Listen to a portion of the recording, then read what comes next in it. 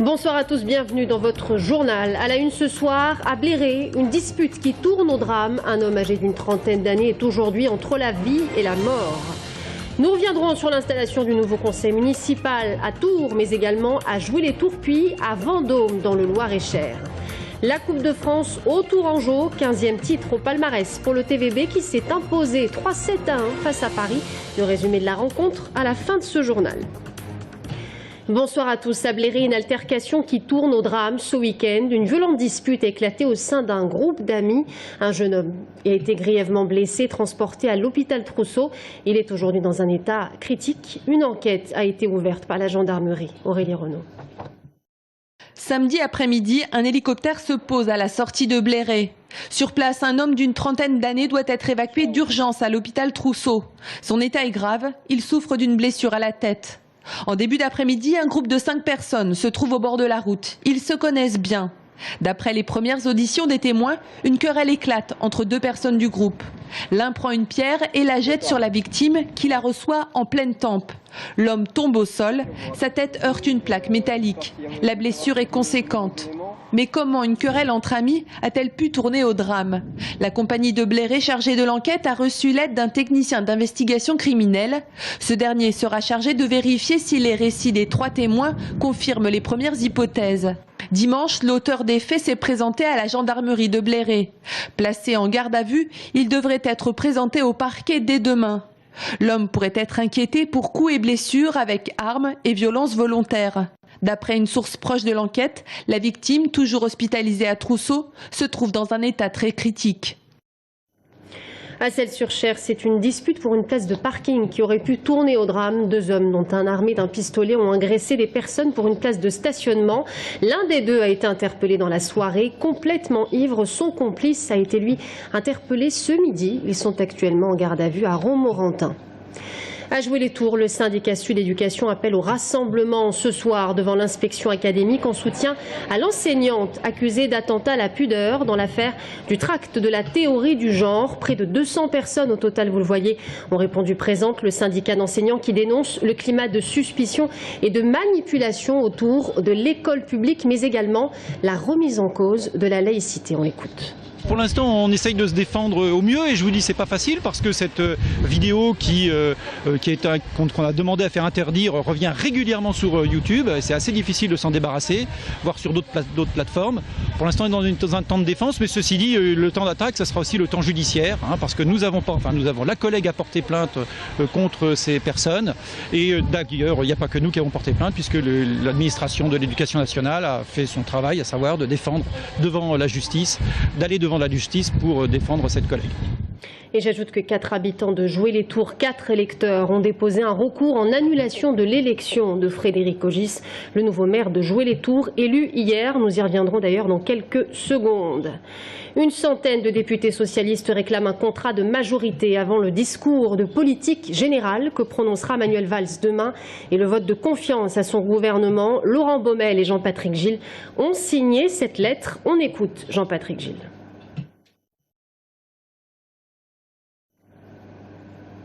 Une revendication de forme, de méthode, qui est de mieux prendre en compte les députés, et notamment ceux du groupe majoritaire, ceux qui votent les lois, voilà, comme dans toute démocratie parlementaire. Et puis après, sur le fond, une réorientation de l'Europe. On a vu qu'une politique d'austérité n'amène pas des bons résultats. Il faut redresser les comptes, mais avec quelle trajectoire? On est le seul pays au monde où les députés de la majorité ont besoin finalement de faire une sorte de pétition pour dire intéressez-vous à la majorité. Les 22 maires de Tours Plus se réunissent ce soir pour finaliser les termes de leur nouvelle organisation. Philippe Briand sera le nouveau président, Serge Babary, premier vice-président à l'économie et au tourisme, Frédéric Ogis à la politique de la ville, mais également la sénatrice maire de Saint-Pierre-des-Corps, Marie-France Beaufils, et Jean-Gérard Pommier, le maire de Saint-Avertin. La séance officielle d'installation se tiendra ce samedi à 10h30. Serge Babary, élu maire de Tours. Samedi, l'installation du nouveau conseil municipal s'est déroulée non sans heurts. La socialiste Cécile Jonathan a été huée lors de son intervention par le public, venu nombreux dans la salle des fêtes de l'hôtel de ville. On retiendra surtout l'hommage de Serge Babary à Jean Voyer.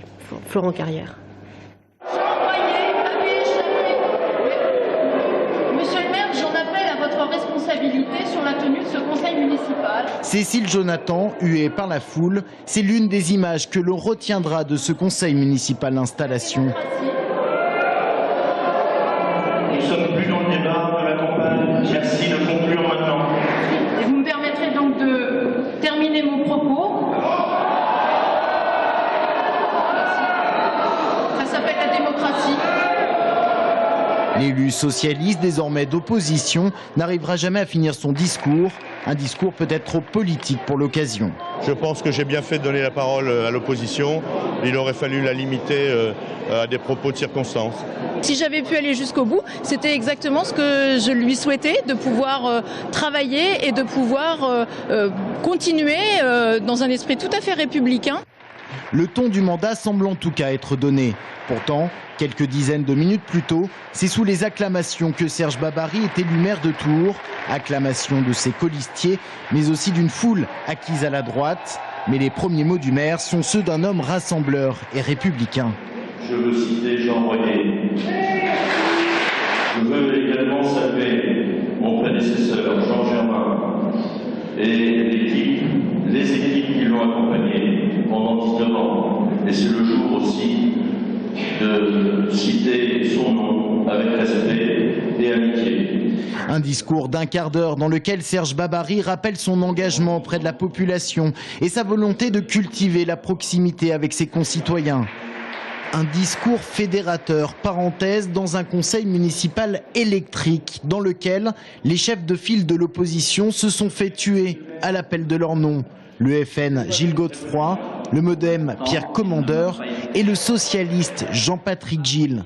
Il y avait samedi chez certains spectateurs le goût d'une revanche sur 1995 lorsque la droite accusait la nouvelle majorité de l'époque de comportements très peu républicains.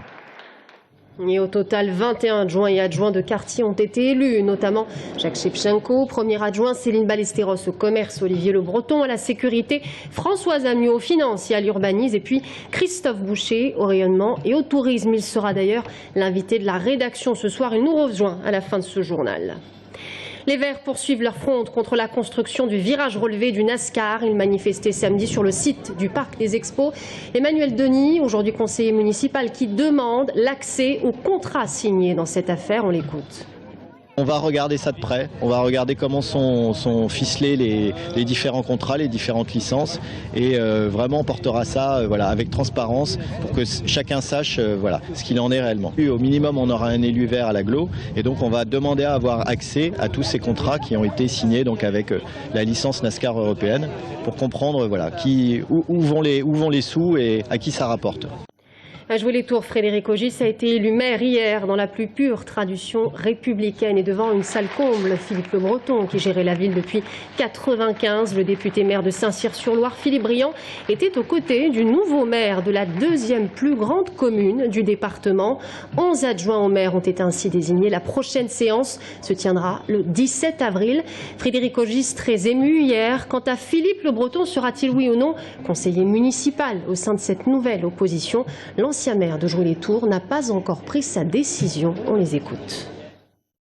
Je n'ai pas encore décidé. Voilà. C'est une réflexion que j'ai en cours qui a trait à la fois aussi au choix que je dois faire à titre personnel pour retrouver une stabilité professionnelle extérieure à la politique.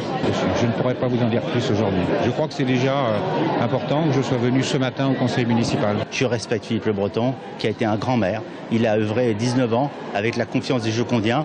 Aujourd'hui, les Jocondiens ont souhaité me donner cette confiance. Et en tout cas, je salue son travail et je respecte énormément Philippe Le Breton. Et je trouvais ça, d'abord, je salue qu'il soit venu ce matin, contrairement à d'autres maires. Il a eu ce courage républicain que je lui connaissais, que je lui connaîtrai encore demain. Et en tout cas, j'étais très content qu'il soit parmi nous aujourd'hui. Et on part dans le Loir-et-Cher à présent où la socialiste Catherine Locarte a cédé son fauteuil de maire à l'UDI. Pascal Brindot vendredi soir, 33 élus au total et le Front National qui fait son entrée au conseil municipal avec le frontiste Renaud Grazioli. Florent Carrière. L'émotion de Pascal Brindot lorsqu'il revêt vendredi soir l'écharpe tricolore, symbole de sa prise du pouvoir vendômois. L'émotion d'un maire, mais aussi de l'un de ses principaux soutiens, le président du Conseil général Maurice Leroy, qui ne peut s'empêcher de retenir ses larmes lorsque Pascal Brindot lui adresse ses pensées. Pascal et moi, nous sommes ensemble depuis 1997. On a vraiment travaillé ensemble. C'est mon suppléant à l'Assemblée nationale. Il a été député quand j'étais ministre. Oui, vous voyez, même en parlant, je suis assez ému. Tout ça est le fruit d'un long travail. Entouré de 9 adjoints, Pascal Brindot prend la mesure également de la charge de travail qui l'attend. L'élu UDI veut être le maire de tous et travailler dans la mesure du possible dans le consensus. L'opposition fera son travail. Je suis ouvert, respectueux en même temps des droits, mais aussi ferme sur les engagements qui sont les nôtres auprès des Vendomois. Face à lui, une opposition incarnée par les différents protagonistes de cette élection. Le Front National avec Renaud Grazioli, mais surtout la maire sortante, Catherine Lecarte. Je trouve absolument normal de conduire une opposition avec, au nom de l'action menée et avec les collègues qui siègent dans cette opposition. Pour moi, je n'ai pas hésité 30 secondes. Vendôme dispose dorénavant d'une nouvelle majorité à droite et au centre. Pascal Brindot a 6 ans pour convaincre les Vendômois. Et on passe à l'actualité sportive. La Coupe de France au Tourangeau, 15e titre au palmarès pour le TVB qui s'est imposé 3-7-1 face à Paris. Près de 500 supporters tourangeaux avaient fait le déplacement samedi après-midi à Paris-Coubertin. Le résumé de la rencontre avec Bastien Mathieu. Et de 8 pour le TVB, 8e fois que Tours décroche la Coupe de France, la 5e sur les 6 dernières éditions. Un règne sans partage pour les Tourangeaux. Après Toulouse l'année dernière, c'est cette fois Paris qui s'est incliné face au coéquipier de Jean-François Exiga. Ouais, il est beau celui-là. On a fait un bon match dans l'ensemble. On a répondu présent quand il fallait. C'est vraiment une super joie ce soir parce qu'on avait à cœur de garder notre trophée. Et on a réussi à le faire. C'est jamais facile. D'autant qu'en face, on retrouvait donc Paris, Tours récent vainqueur de la petite Coupe d'Europe, la Coupe CEV. Paris qui jouait qui plus est à domicile. Ça n'a pas empêché les supporters tourangeaux de venir en masse et de donner de la voix tout au long du match. C'était très tendu entre les deux équipes, il y avait beaucoup de supporters de Tours, donc ils nous ont supportés du début à la fin. Ils sont toujours ici derrière nous d'ailleurs, donc non, pour moi c'est une très grande fierté, donc je suis très heureux d'avoir gagné la Coupe de France. Et cette finale n'a pas été de tout repos pour les Tourangeaux, et si Paris ne se laisse pas faire, le TVB remporte le premier set haut la main. L'affaire se complique dans le second et les deux équipes reviennent à égalité, mais plus de peur que de mal pour Tours qui s'adjuge les 3e et 4e sets. On a vu une équipe des Tours très appliquée, très engagée, avec vraiment envie de produire le meilleur qu'ils peuvent. Franchement, c'est super. C'est super. C'est qui les patrons? Sur cette coupe, c'est sûr que c'est Tours. Place maintenant au play-off de la Liga, avec toujours l'objectif de réaliser le doublé Coupe Championnat. Ça passera d'abord par un quart de finale aller samedi. Le TVB reçoit Nantes, équipe qui avait perdu il y a peu 3-7-1 à Grenon. Va falloir remettre ça. Et en revanche, c'est beaucoup moins brillant en football. Match nul contre Auxerre vendredi soir à domicile. 2 buts partout. Auxerre qui a pourtant passé la dernière demi-heure à 10 contre 11. Vous le voyez se doubler d'Andy Delors. Le Tour FC est à 4 points de la 3e place occupée par Niort. Prochain match, les Tourangeaux recevront Créteil vendredi soir. Voilà, c'est la fin de ce journal. Merci à tous de nous avoir suivis. Dans un instant, Christophe Boucher, président de l'UDI d'Indre-et-Loire. Il est notre invité de la rédaction ce soir. A tout de suite.